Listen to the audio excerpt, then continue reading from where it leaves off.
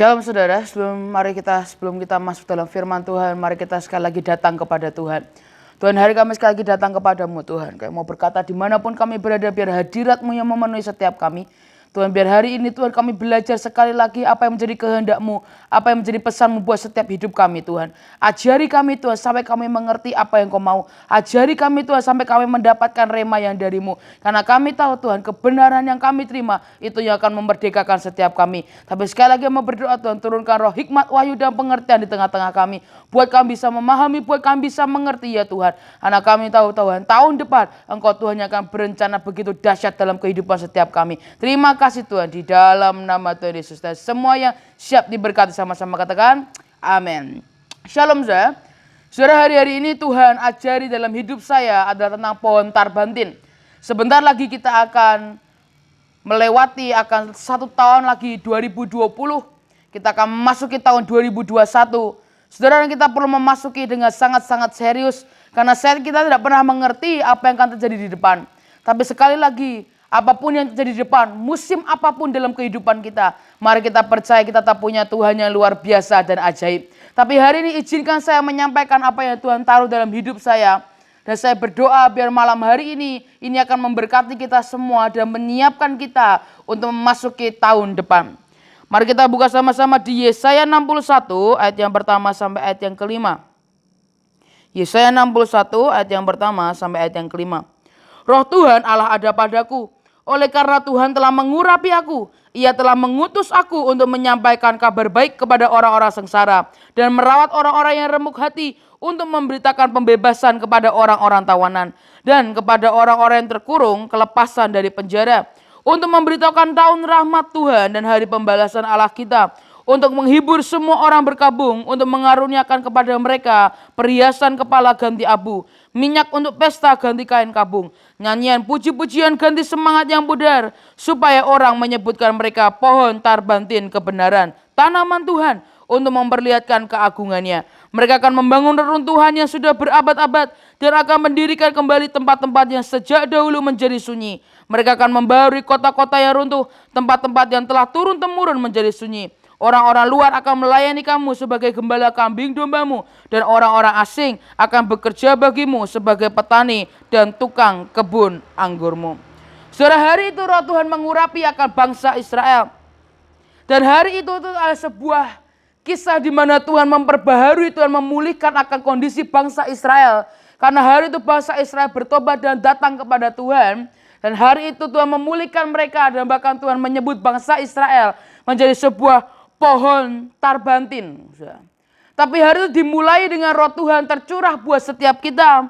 Dan hari ini Tuhan mengurapi setiap kita, bukan hanya sekedar bangsa Israel, tapi Tuhan akan mengurapi kita semua untuk menyampaikan kabar baik. Tuhan mengurapi kita untuk sekali lagi memberitakan tahun rahmat Tuhan. Untuk sekali lagi menjadi berkat untuk orang-orang sekitar kita. Untuk sekali lagi menjadi sebuah jawaban untuk orang-orang. Bukan karena kehebatan kita, tapi semua karena Tuhan. Saudara, dan ini yang saya percaya bahwa Tuhan tidak pernah memberhentikan kita untuk melakukan sesuatu untuk kemuliaan nama Tuhan. Tuhan tidak pernah memberhentikan kita untuk berhenti melakukan untuk memberkati orang lain. Sekalipun di mata dunia, sekalipun di mata orang, itu adalah hal-hal yang sangat begitu konyol dan hanya buang-buang uang. Tapi saya terlalu percaya Tuhan tidak akan pernah memberhentikan kita untuk melakukan sesuatu yang luar biasa. Tuhan tidak akan pernah menyuruh kita berhenti untuk menginjil. Tuhan tidak akan pernah menyuruh kita berhenti untuk tidak memberkati orang lagi. Karena Tuhan mengurapi kita untuk tugas itu.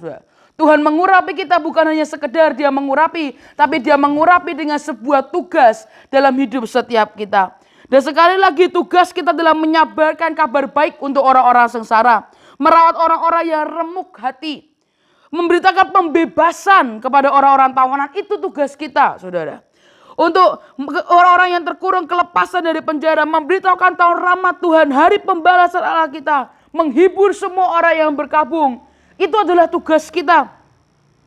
Mengaruniakan kepada mereka perhiasan. Menggantikan semua duka cita menjadi sukacita yang luar biasa dan ajaib. Kalau saudara perhatikan dalam terjemahan God's Word, dikatakan He has sent me to provide for all those who grieve in Zion, To give them crowns instead of ashes, the oil of joy instead of tears of grief, and clothes of praise instead of a spirit of weakness. They will be called oaks of righteousness, the planting of the Lord, so that he might display his glory. Kita yang akan memprovide orang-orang di sekitar kita. Tuhan memberkati kita untuk menjadi berkat buat banyak orang. Tapi firman Tuhan jelas, He will provide. Dia yang akan menyediakan kita. Dan kita yang akan menyalurkan menjadi alat Tuhan. Kita akan menyalurkan. Dan kita yang akan membuat pembalikan keadaan. Kita yang akan dipakai Tuhan untuk memberikan apa yang mereka butuh. Dan artinya Tuhan akan mencukupkan apapun yang kita butuhkan. Dan percayalah Dia akan memberkati kita lebih dari cukup. Bukan untuk diri kita sendiri, tapi untuk orang lain. Dan sekali lagi pengurapan Tuhan turun bukan berarti kita bisa semena-mena dan hidup enak. Ketika karunia, ketika pengurapan turun, artinya ada tugas, ada mandat, ada tanggung jawab yang lebih besar yang akan Tuhan berikan dalam hidup setiap kita. Menjadi sebuah penyalur dan bukan hanya penumpuk, tapi menjadi penyalur berkat dan bukan penumpuk berkat. Dan saya percaya ketika kita lakukan itu, saudara percayalah, bahkan saudara berkata itu hanya sedikit, tapi saudara satu bungkus nasi, bahkan orang berkata itu adalah sebuah penyambung hidup buat mereka.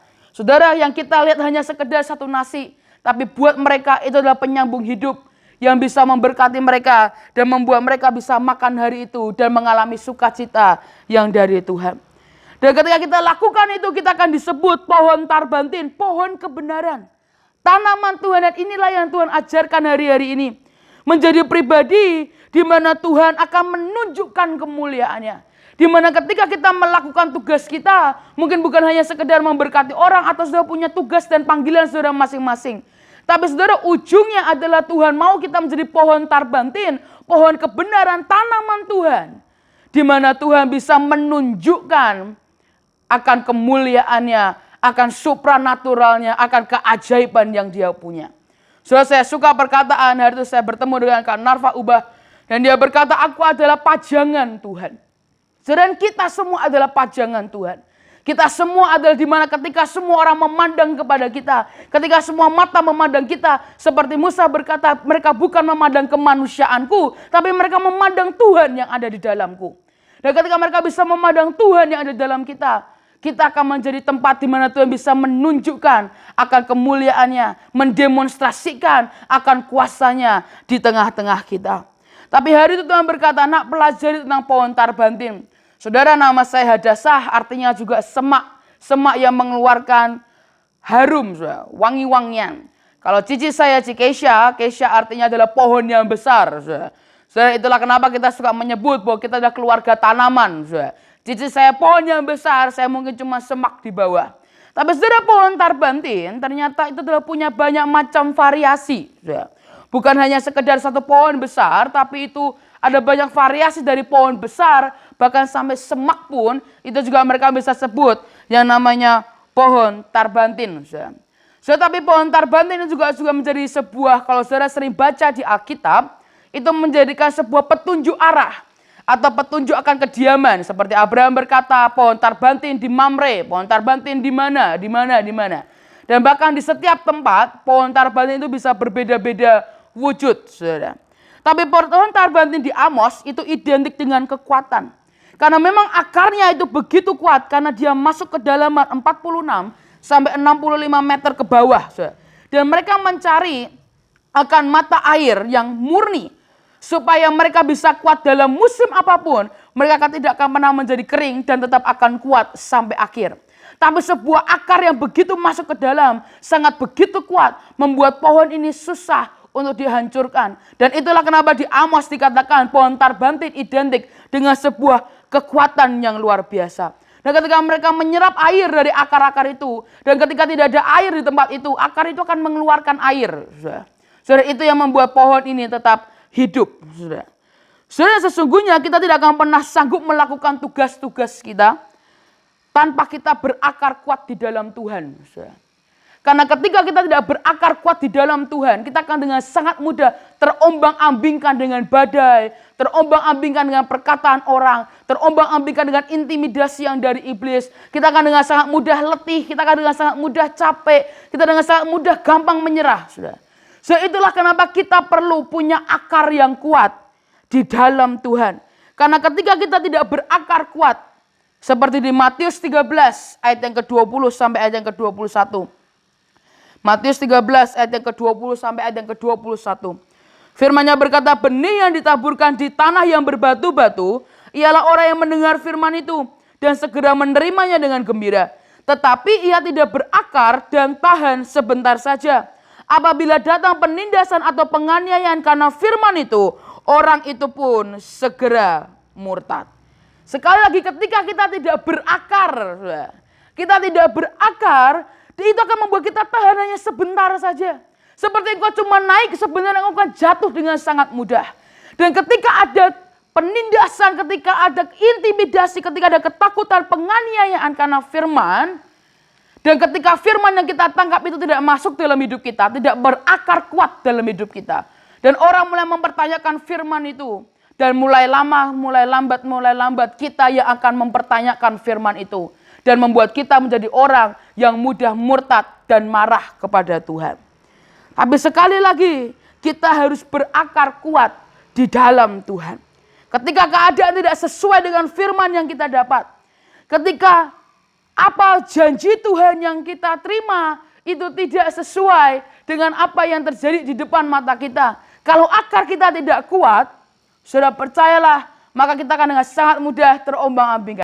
Maka itulah kenapa setiap kali firman yang kita dengar, kita tidak boleh hanya sekedar mendengarkan, saudara.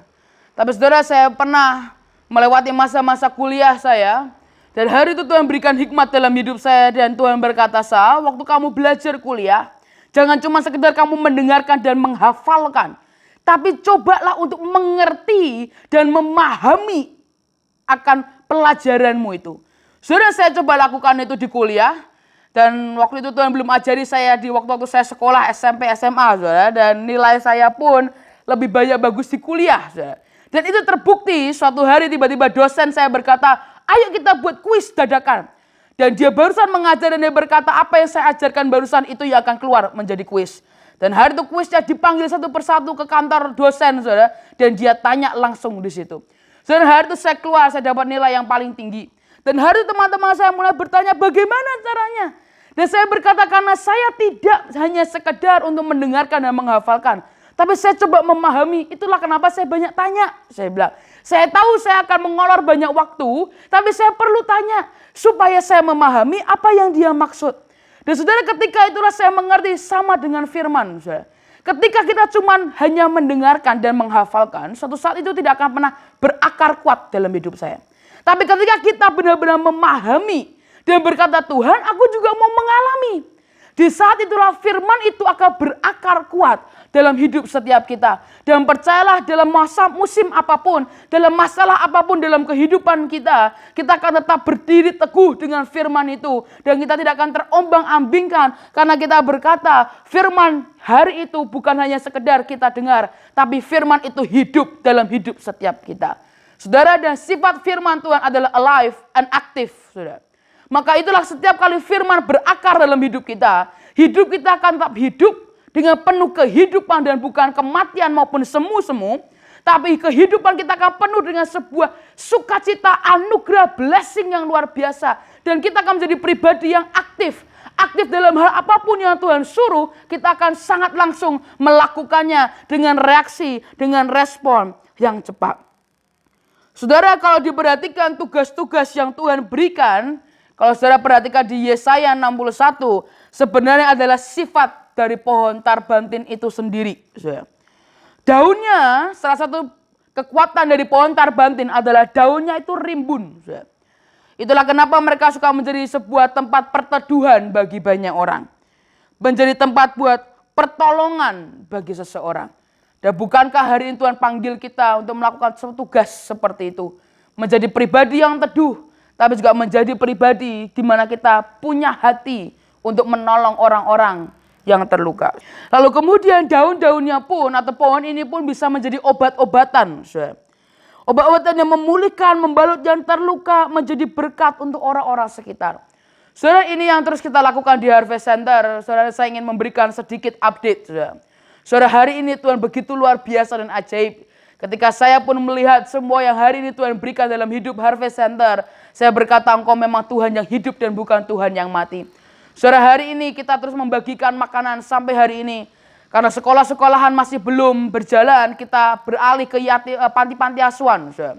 Saudara, kita terus beralih ke panti-panti asuhan, kita berkati panti asuhan demi panti asuhan.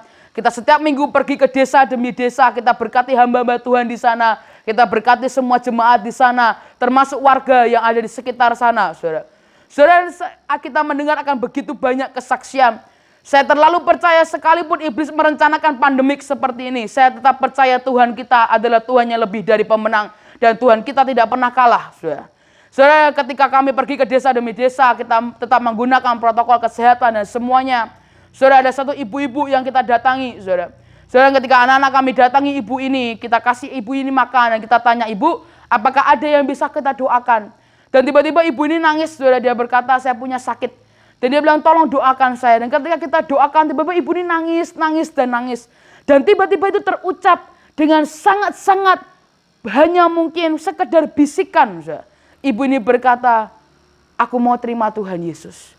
Saudara, ketika itu anak kami mendengar dengan sangat cepat. Dia meresponnya dengan cepat dan dia bilang, ayo bu, saya ajak ibu terima Tuhan Yesus. Dan ibu ini akan yang menyebut Tuhan sebagai Tuhan Juru Selamat. Saudara, hari itu bukan hanya satu kesaksian, tapi ada begitu banyak kesaksian. Saudara, Tuhan berkati kita dengan food truck. Kemarin tanggal 19 November, tepat di hari ulang tahun saya. Tuhan suruh untuk ajak kerup-kerup juga 34 provinsi. Dan semua berdiri supaya kemuliaan Tuhan turun. Saudara, nanti saudara di akhir dari khotbah ini, saudara akan lihat video klip. Saudara terlihat jelas di awan ada bentuk sayap besar. Saudara, itu begitu real, ada begitu banyak saksi dan ada foto juga. Saudara, kemudian ketika kita selesai, kita mulai lanjut lagi. Kita bagi makanan hari itu 10.000 porsi. Saudara, kita bagi makanan 10.000 porsi. Kita kerja, anak-anak kerja sudah dari beberapa hari. Tapi di hari itu kita kerja dari jam 9 malam. Dan kita selesai mungkin baru sekitar jam 8 malam dari berikutnya. Saudara, itu hampir 24 jam.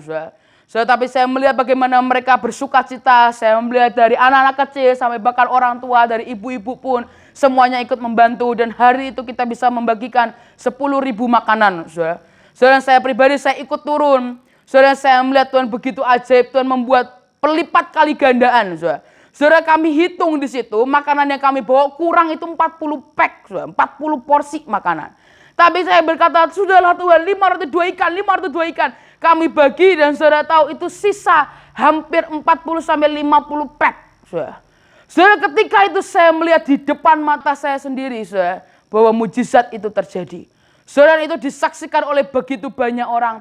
Dan kita bagi dan mereka menangis dan mereka berkata, ini adalah penyambung hidup. Saudara, sekali lagi buat kita itu cuma satu porsi makanan yang tidak berarti. Tapi buat mereka itu adalah penyambung hidup. Saudara, saya mengucap syukur di hari ulang tahun saya, Tuhan kabulkan permintaan saya adalah food truck, saudara. Saudara, kita memulai lagi Warung 101. Saya mengucap syukur, saya berterima kasih buat semua saudara yang mendoakan di waktu itu kebaktian SHRK. Saudara, hari ini mobil food trucknya sudah jalan, hari ini jalan, saudara.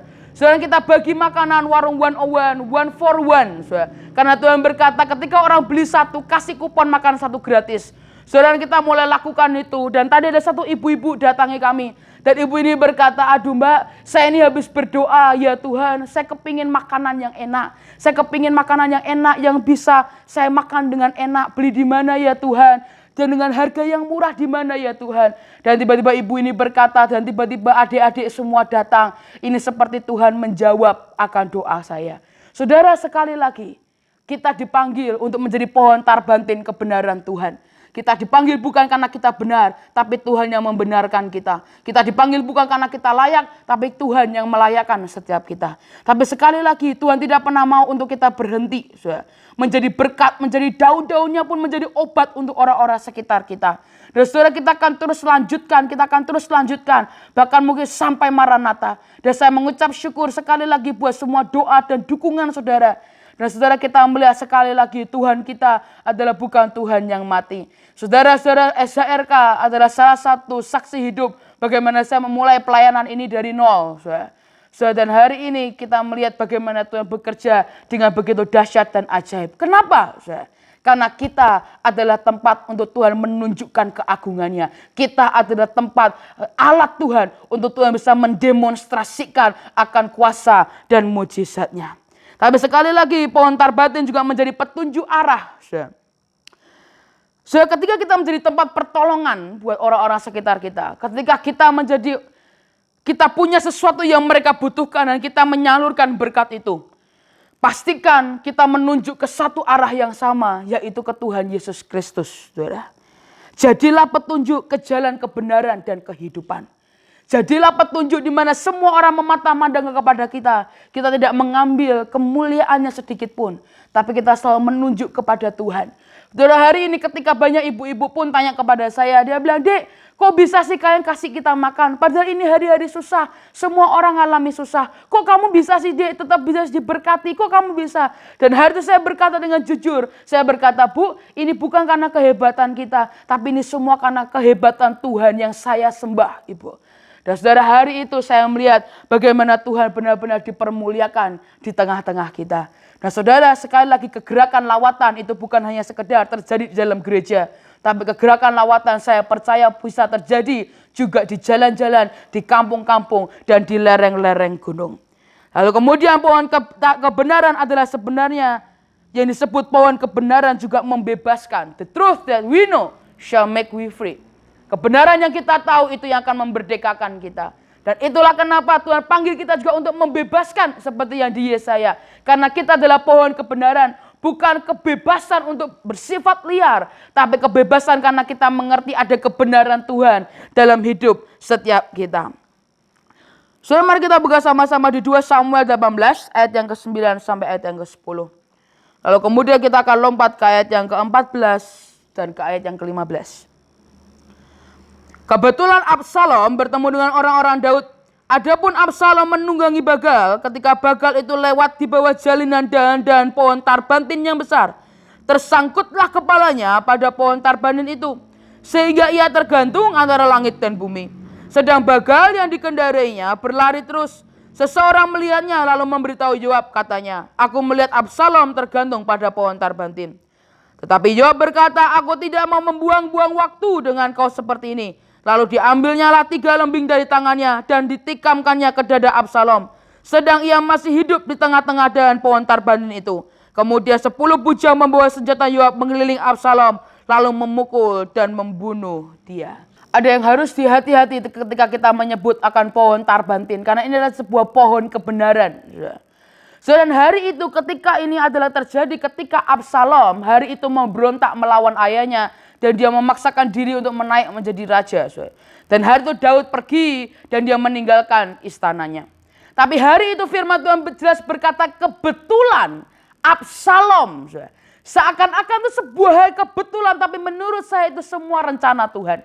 Dan hari itu ketika dia melewati pohon kebenaran. Dan di dalam kebenaran tidak ada boleh kenajisan. Tidak boleh ada sesuatu hal yang tidak benar. Saudara. Dan hari itu yang paling buruk adalah pikiran Absalom. Dan kepalanya tersangkut. Dan hari itu Yoab menikam akan dadanya. Dan itu menurut saya adalah tentang hatinya. Saudara, sekali lagi pohon kebenaran memang sangat-sangat sulit. Tapi sekali lagi Tuhan mau mengikis semua yang tidak benar dari hidup kita. Tuhan mau mengikis semua yang najis, semua yang kotor, semua yang tidak berkenan di hadapannya. Dia mau potong. Dia mau potong kedagingan kita. Bahkan seringkali itu akan menyakitkan. Tapi saudara, untuk kita bisa menjadi pohon kebenaran Tuhan, kita tidak bisa punya kemunafikan, kita tidak bisa punya sesuatu yang tidak benar di hadapan Tuhan. Dan sekali lagi, kita harus mengizinkan Tuhan yang mengikis, Tuhan yang memotong setiap kedagingan dalam kehidupan kita. Sedang pohon tarbantin itu ketika ditebang akan tumbuh lagi. Ketika ditebang akan tumbuh lagi. Saudara, ketika Tuhan menebang semua yang buruk dari hidup kita. Ketika Tuhan menebang semua yang tidak benar dari hidup kita. Ketika dia menebang semua yang tidak kudus dalam hidup kita. Pilihannya 2, saudara. Kita mau tetap tumbuh atau kita akan memilih murtad dan kita akan marah dengan Tuhan. Tapi ketika kita memilih untuk tetap tumbuh seperti pohon tarbantin. Maka kita akan bisa menjadi display of His glory. Saudara. Kita bisa menjadi tempat di mana Tuhan menunjukkan akan kemuliaannya. Tapi sekali lagi, Maukah kita ditebang semua yang najis, semua yang kotor, semua yang bebal. Dia mau tebang sekali lagi. Tapi kita harus memilih untuk tetap hidup dan terus bertumbuh. Ketika Tuhan menebang, kita akan berkata ini adalah pedang cinta Tuhan, kapak cinta Tuhan. Karena cintanya dia memukul, membunuh semua yang najis dalam kehidupan kita. Supaya kita bisa bertumbuh dengan lebih ajaib dan lebih dahsyat lagi.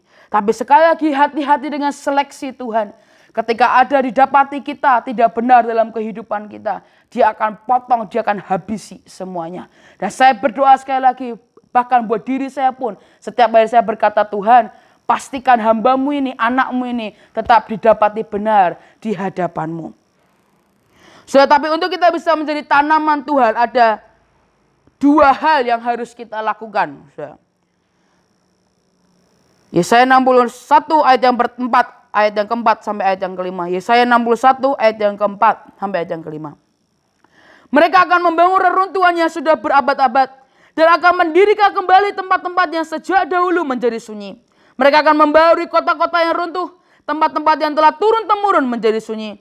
Orang-orang luar akan melayani kamu sebagai gembala kambing dombamu, dan orang-orang asing akan bekerja bagimu sebagai petani dan tukang kebun anggurmu. Saudara, hal yang paling pertama yang saudara harus punya supaya kita bisa menjadi tanaman keagungan Tuhan adalah kita harus punya mental membangun sesuatu bahkan dari reruntuhan. Saudara, bahkan dalam kehidupan nyata sekalipun tukang pun mengerti bahwa lebih gampang membangun dari tanah yang kosong daripada membangun dari tanah sebuah reruntuhan. Saudara, karena untuk membangun sebuah reruntuhan itu harus punya lebih banyak kesabaran, biaya besar, waktu lebih lama, caranya lebih berbeda, dan lebih rumit. Tapi sekali lagi firman Tuhan berkata, engkau akan membangun, engkau akan rebuild dari reruntuhan. Dan itu perlu sebuah mental yang luar biasa. Tapi kita perlu punya mental yang seperti ini. Mental yang tidak mudah menyerah, mental yang tidak mudah give up. Tapi mental yang kita melihat bahkan dari reruntuhan sekalipun, kita akan tetap membangunnya dengan anugerah yang dari Tuhan. Seburuk apapun bangunan atau kondisi yang kita hadapi, kita akan bangun ulang dalam anugerah Tuhan. Rebuild, raise up, and repair. Saudara, kita harus punya mental seperti ini. Karena jika tidak, kita mudah menyerah. Percayalah, kita tidak akan pernah bisa menjadi pohon tarbantin kebenaran yang terkenal dengan kekuatannya.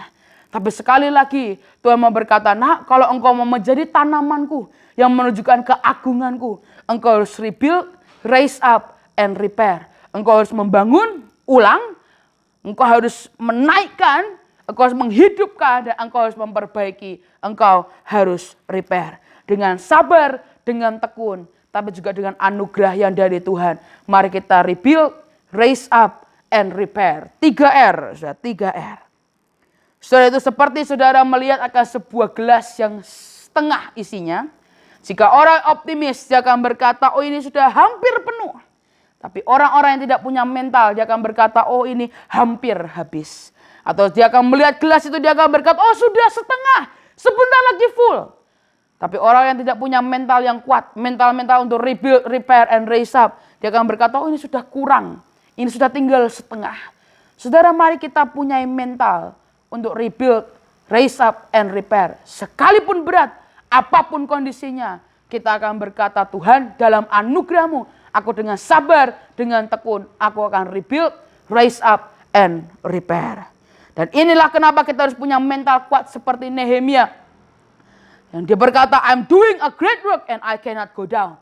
Apapun yang terjadi, hari itu Nehemia sedang membangun dari sebuah reruntuhan. Dia ingin membangun 12 gerbang yang sudah runtuh. Dan untuk membangunnya kembali ada begitu banyak masalah. Butuh waktu lama, belum orang mencaci maki. Tapi hari itu Nehemia berkata, I'm doing a great work and I cannot go down. Aku tidak punya waktu mengurusi yang lain. Aku tidak punya waktu mengurusi caci makian yang lain. Aku tidak punya waktu. Dan dia punya mental yang kuat. Dan saya berdoa mental Nehemia hari ini turun dalam kehidupan setiap kita.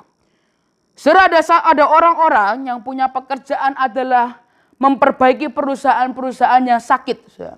Dia akan masuk dengan timnya, dengan 1-2 orang bahkan lebih. Dia akan masuk ke perusahaan yang sakit ini. Dan dia akan ganti semuanya. Dia ganti yang semua sistemnya, dia pecat orang-orang yang tidak perlu, dia keluarkan semua orang-orang yang korupsi, dan dia itu hanya waktu 1 tahun, 2 tahun, kemudian dia akan menghidupkan perusahaan ini dan akan punya untung banyak, berkembang lebih lagi. Tapi saudara, untuk punya pekerjaan seperti ini tidak mudah, karena butuh mental yang kuat. Sekalipun kita lihat ini sudah reruntuhan, ini sudah sangat sulit. Tapi bisakah kita tetap punya mental yang kita akan berkata dalam ketaatan, ketekunan, dan dalam anugerah Tuhan, aku akan rebuild, raise up, and repair. Tapi yang kedua, ayat yang ke-6. Tetapi kamu akan disebut imam Tuhan dan akan dinamai pelayan Allah kita. Kamu akan menikmati kekayaan bangsa-bangsa dan akan memegahkan diri dengan segala harta benda mereka. Yang kedua adalah menjadi imam Tuhan. Berdiri sebagai perantara Tuhan dan manusia. Tidak mencari yang duniawi, tapi kita terus mengejar yang ilahi. Mengejar suara Tuhan dan mengejar akan kemauan Tuhan. Tapi ini juga menjadi artinya kita mendamaikan antara Tuhan dan manusia. Meminta belas kasihan untuk gereja kita, untuk bangsa kita, untuk kota kita, untuk dunia ini. Kita meminta belas kasihan untuk kemuliaan nama Tuhan. Dan ketika kita menjadi imam Tuhan, percayalah kita akan menjadi tanaman Tuhan yang menunjukkan keagungannya. Dua ini yang harus kita punya. Mental yang kuat dan menjadi imam Tuhan. Kita akan menjadi tanaman yang menunjukkan kemuliaan Tuhan. Dan Tuhan akan memampukan kita melakukan apapun yang menjadi perintah dan tugasnya. Ketika itu imam masuk, sebelum dia masuk ke ruang Maha Kudus, dia akan menggunakan pakaian efod ya, dengan pakaian keimamannya.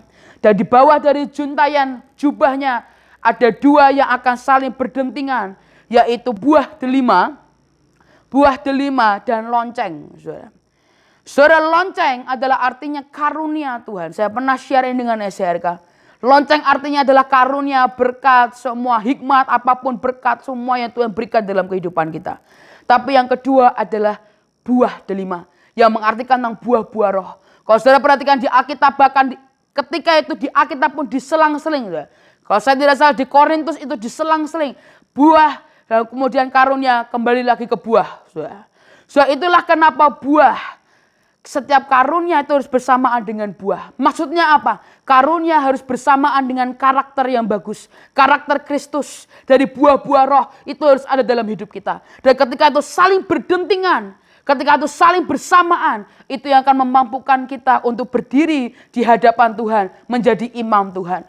Punya karunia saja dan tidak punya karakter yang bagus, itu akan seperti saudara hanya naik seperti roket dan saudara akan turun dengan begitu sangat cepat. Tapi ketika kita punya karunia berkat dari Tuhan dan kita gabungan dengan karakter Kristus, dengan saling bersamaan, kita menjadi satu. Seperti papi saya berkata, kalau engkau mau dibawa stabil terus naik dan tidak pernah turun, pastikan kau punya karunia, tapi engkau juga punya karakter Kristus, karakter yang baik dalam hidupmu. Dan ketika itu menjadi satu, kita akan dilayakkan Tuhan untuk berdiri sebagai imam yang dari Tuhan. Mari tutup Alkitabmu, sajak bangkit berdiri semuanya. Dimanapun kalian berada, mau saudara di kasur, mau saudara tempat duduk, mari saja sekali lagi berdiri bersama-sama. Kita mau menghadap kepada Tuhan dengan attitude yang benar. Dan ketika kita hari ini berdoa, mari kita minta Tuhan, buat aku bisa menjadi pohon tarbantin, pohon kebenaran yang menunjukkan keagunganmu. Buat aku punya mental yang kuat, buat aku punya akar yang kuat. Buat aku Tuhan bisa benar-benar menjadi imammu, punya karunia, tapi juga punya karakter yang luar biasa.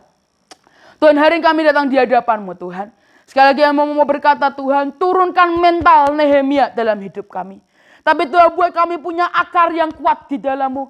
Setiap firman dalam hidup kami bukan hanya sekedar kami dengar di telinga kami, tapi itu berakar kuat dalam kehidupan kami. Tapi juga kami minta hubungan keintiman dengan Engkau, supaya kami berakar kuat, supaya kami mencari mata air yang murni, yang sejati, itu hanya Engkau ya Tuhan. Tapi sekali lagi hamba juga mau berdoa, Tuhan, buat setiap kami. Buat kami Tuhan punya karunia dan punya karakter Kristus dalam kehidupan kami, supaya kami bisa menjadi imam-imam-Mu ya Tuhan. Dan hari ini hamba berdoa ya Tuhan, biar sekali lagi buat kami Tuhan bisa rebuild, raise up and repair. Dan supaya kami bisa menjadi display keagungan-Mu ya Tuhan. Dimanapun kami pergi, mata orang akan memandang kepada kami. Dan ketika mereka memandang kepada kami, mereka melihat Engkau ya Tuhan. Tuhan, hari mau berdoa buat setiap kami. Tuhan, kami tidak mengerti apa yang akan terjadi tahun depan. Tapi kami percaya kami akan menjadi tanaman Tuhan. Tempat di mana Engkau akan mendemonstrasikan kuasa-Mu. Tempat di mana Tuhan akan menunjukkan keajaiban dan kuasa-Mu. Dan hamba percaya Tuhan, biar sekali lagi Tuhan, anugerah-Mu turun dalam hidup setiap kami. Mampukan kami. Dan hamba sekali lagi berkata, berkati SHRK, berkati semua yang menonton. Terima kasih Tuhan, di dalam nama Tuhan Yesus. Yang percaya sama-sama katakan, amin. Saudara, akan ada video klip sebentar. Dan saya berdoa ini bisa jadi berkat buat setiap kita. Dan saya juga ingin mengucapkan Merry Christmas buat semua SHRK dan Happy New Year buat semua yang menonton juga. Saudara, dan mari kita doakan, siapa tahu tahun depan kita akan berjumpa bersama-sama secara real life. Tuhan Yesus memberkati.